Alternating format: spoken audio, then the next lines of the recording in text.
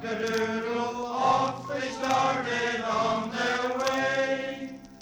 But when they reached the market town, they found it was not market day.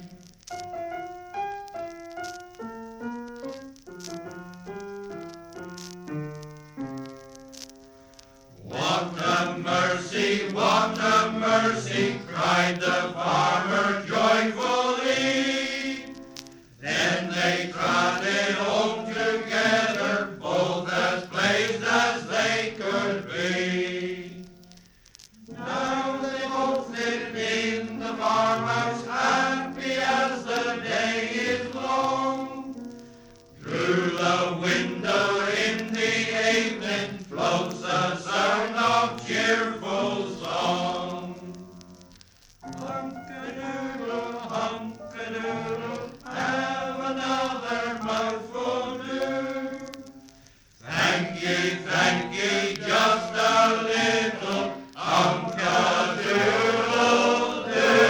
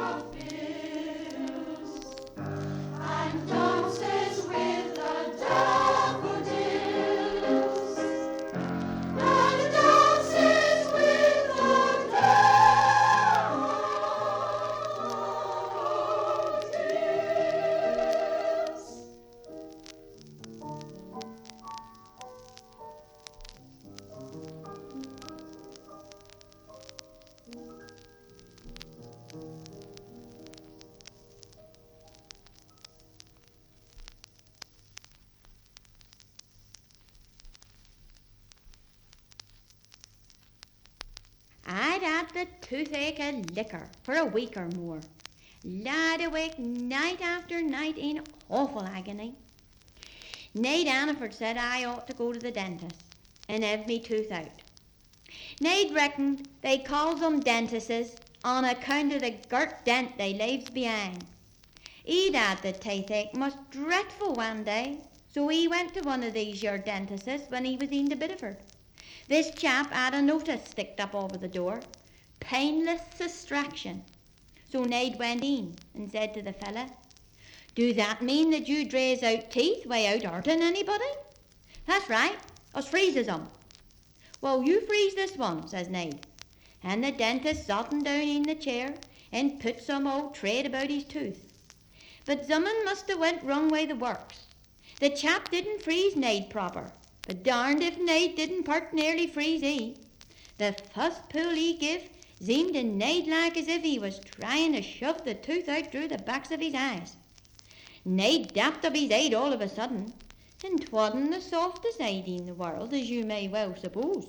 Anyway, he catched the dentist all on the hop with a most tremendous bang, and the next thing he see was the chap what should have been draying his tooth laid on the ground picking up his own teeth and putting them side by side to see how many he'd be short in future.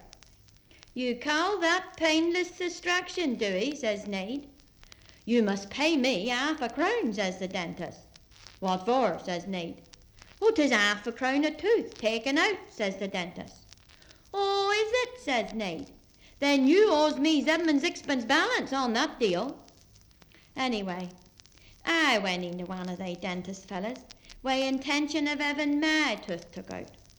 'Cause I said to me mother when I left home in the morning, I said, "I got a carn away with me, but I'll make a bet I shan't bring him back." So I went into the dentist's and sat down in a bit of a waiting room while 2 or 3 other folks was having their heads pulled off. And then my turn come. A nurse with a cap and apron on took me inside, and I thought that was a very good start if you had to have a nurse. Put anybody more in the man a going in hospital. And I had a good mind to tell 'em 'twas only a tooth I'd come about, not a leg.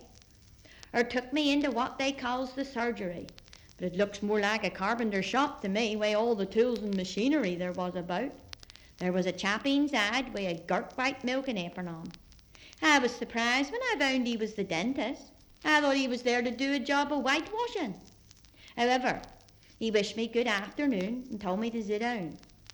There was one lovely chair beside the window, all covered in beautiful red velvet, and a little ordinary seat again the wall.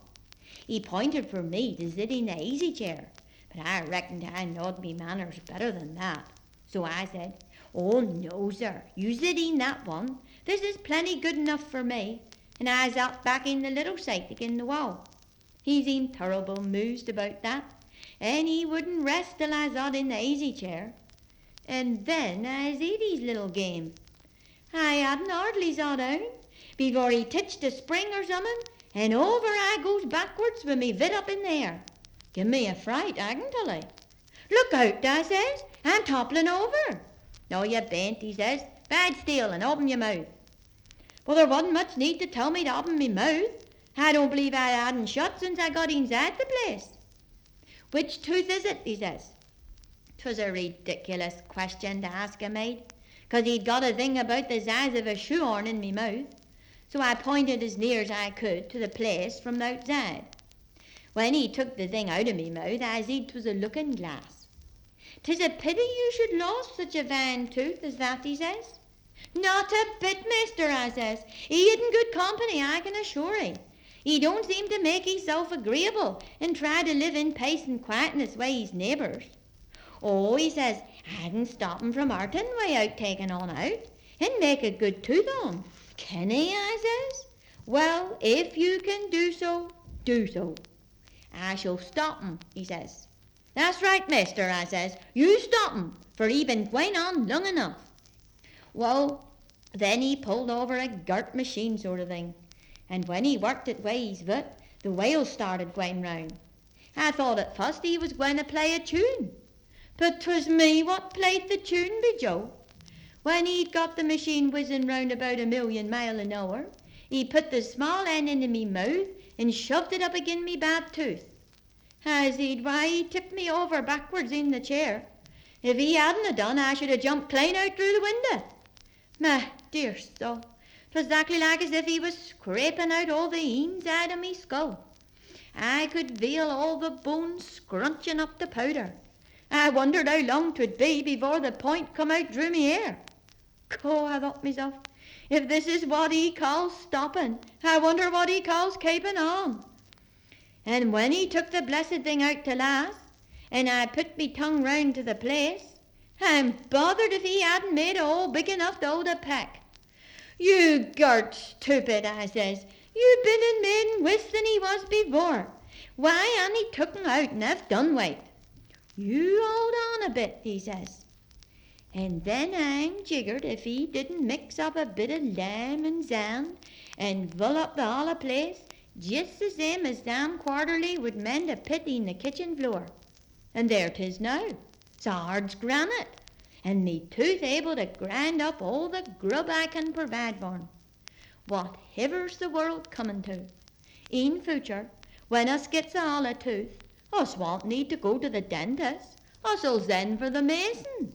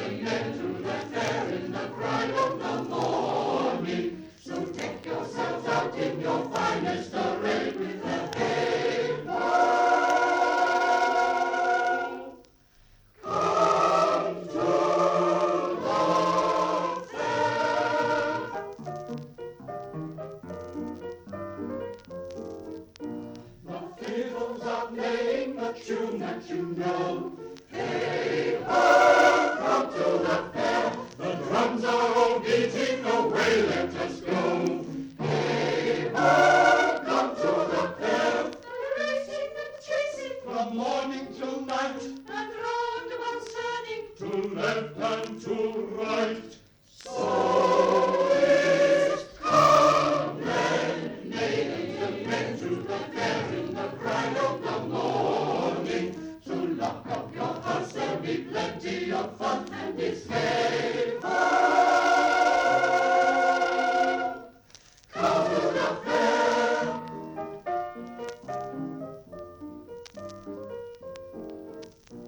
For love day thinking you've a mind. Hey ho! Come to the fair! For hearts that are happy, are loving and kind. Hey ho! Come to the fair! If it's haste to go waiting, the fiddle should play. I warrant you dance to the end of the day. Come then, maidens and men, to the fair in the pride of the morning. The sun is a-shining to welcome the day with the hey ho! Come to the fair, the maidens and maidens and maidens and men who have come to the fair in the morning. Hey ho! Come to the fair.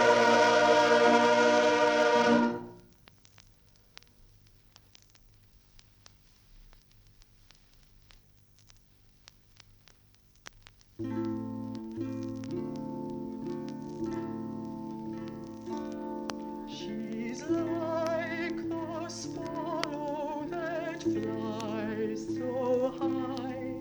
She's like a river that never runs dry.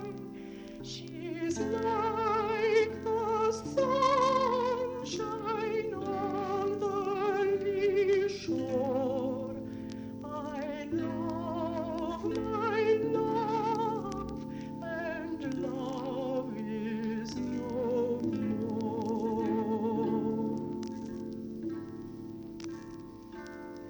'Twas out in the garden this fair maid did go, a-picking the beautiful primrose. The more she plucked, the more she pulled, until she got her apron full.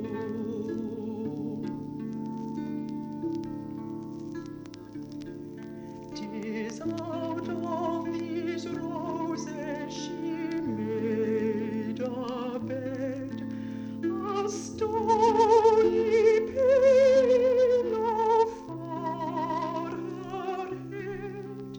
She laid her down, no word did say, until this fair maid's heart did break.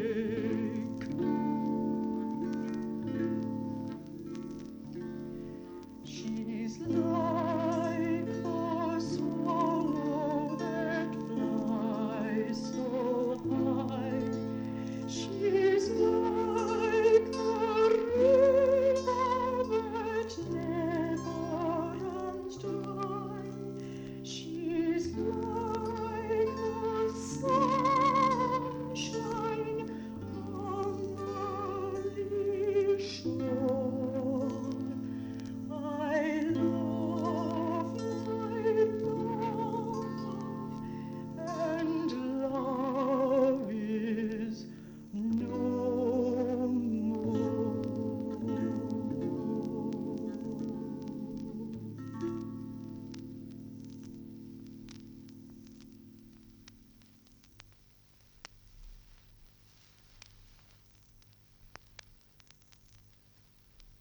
'Twas just a week on Friday next, Bill Champfernine and me.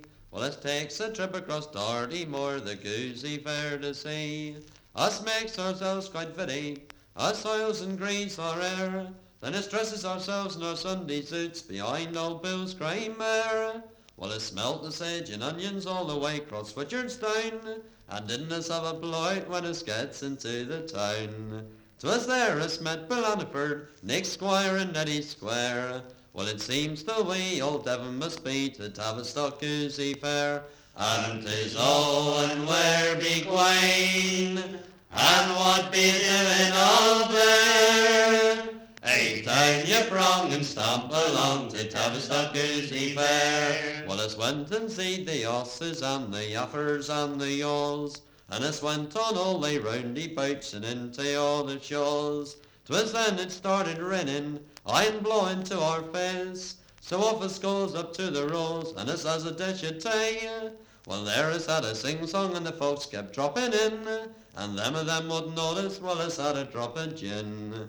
And what we one and t'other, well, us didn't seem to care, well, whether us was to Belliver Tor or Tavistock Goosey Fair. And 'tis oh, and where be Gwaine, and what be doing all there? Hey, down ye prong and stamp along to Tavistock Goosey Fair. 'Twas rain and streams and dark as pitch when it started on that night, and just as us gets to Belliver Bridge, well, the mare took a fright. Says I to Bill, be careful, you'll have us in the drains. Says Bill to me, court bugger, says he, why haven't you got thy reins? Just send the mare and stop against a whacking gert big stone, or kick a trap to ribbits and her trot it off alone. And when it's come to reckoning, 'tweren't no use sitting there, so it's had to trip some 13 mile from Tavistock Goosey Fair. And 'tis oh, and where be Gwaine, and what be doing all there? Hey, down ye prong and stamp along to Tavistock Goosey Fair.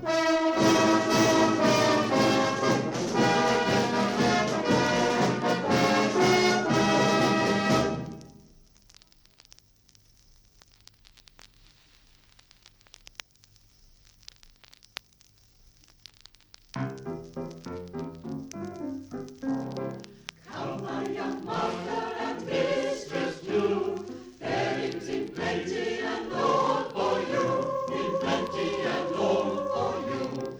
Apples and pears, juicy and mellow, and these sweet plums, purple and yellow, candies and sweets and sixty and honey, roses and pears.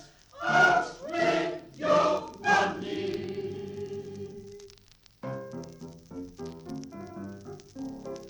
Come, my young master and mistress too, fairings in plenty and all for you.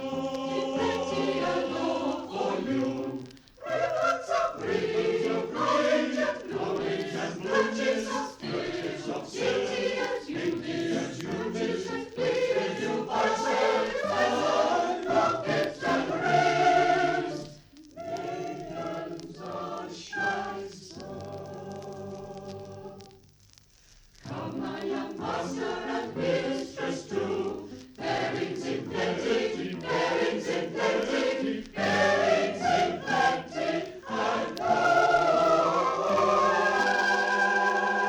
for you.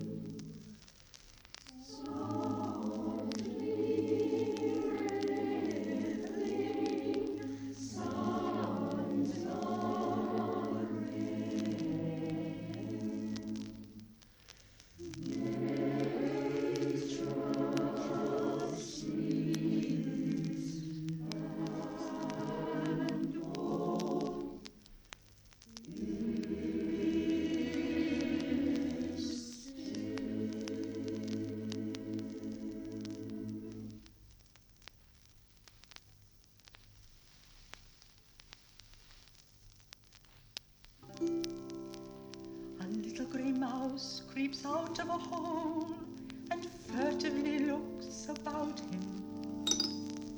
And here in this house, why bless my soul, I just couldn't do without him.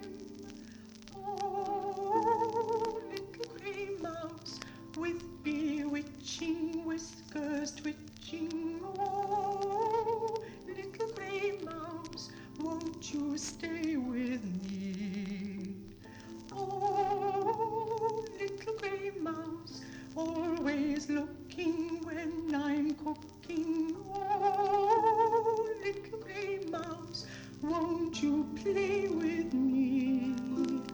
Though at home I'm all alone, with no one to be gay with, I don't care if no one's there, if I've got you to play with. Oh, little grey mouse, now I've told you I won't scold you. Oh, little grey mouse, won't you stay to tea?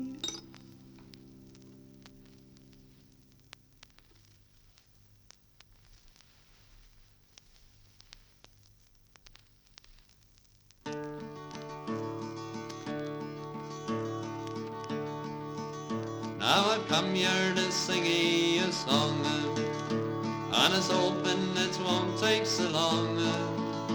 Now it may sound absurd, but I don't know the words, and I'm bound for to sing it all wrong. Oh, me hey, 'tis all in a hay. You never hear tell such a case, nor it never goes right from morning till night is enough to drive any by maid. Now I went out to shoot with me dog, got stuck to my neck in the bog. I was blazing away at the rabbits all day, and I never shot north but me dog.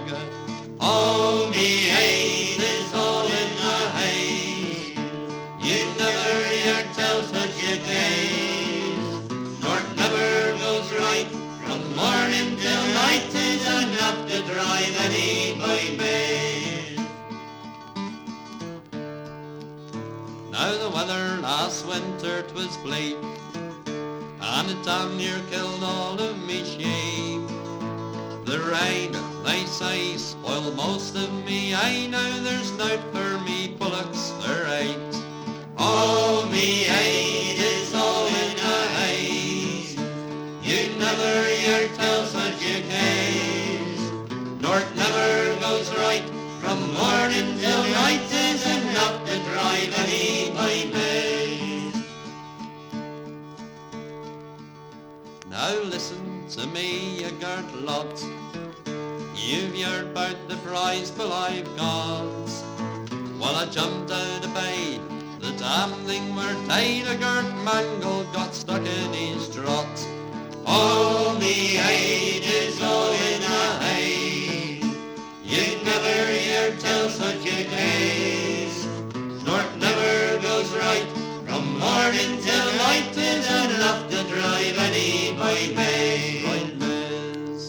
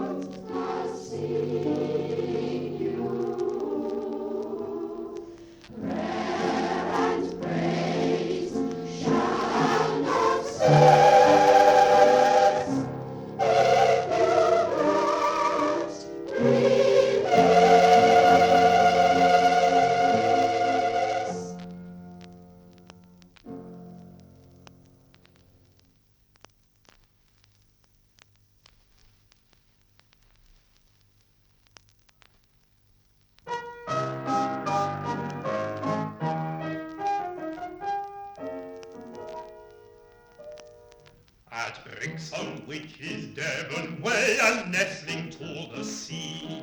You'll see a fisherman old and now who muled and Peggotty. Old Silas Oak is what he's called, and when the bells are ringing, when the red boats all draw in their nets, you'll hear old Silas singing. You'll hear old Silas singing. I've been nigh on 97, born and bred in dear old Den, and folks may be as old as I in other parts of England. The Cornish seas are wide, but in Devonshire they're wider, so if you'd live as long as I try, Devonshire cream and cider.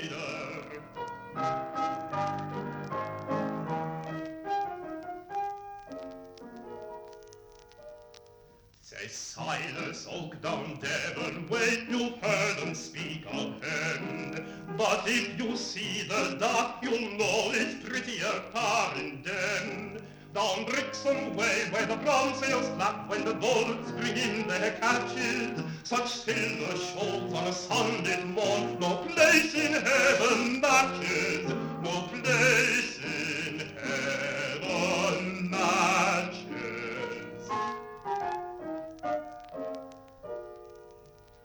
I've been nigh on 97, born and bred in dear old Den, and folks may be as old as I in other parts of England. The Cornish seas are wide, but in Devonshire they're wider, so if you'd live as long as I've tried, Devonshire cream and cider.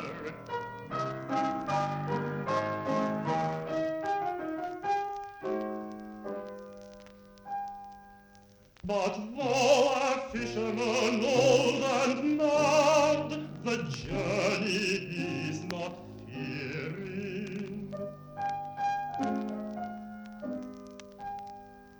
For the Devon seas are round in play, and when at last they're calling, I know I'll hear old Silas say, when the last brown leaf is falling, when the last brown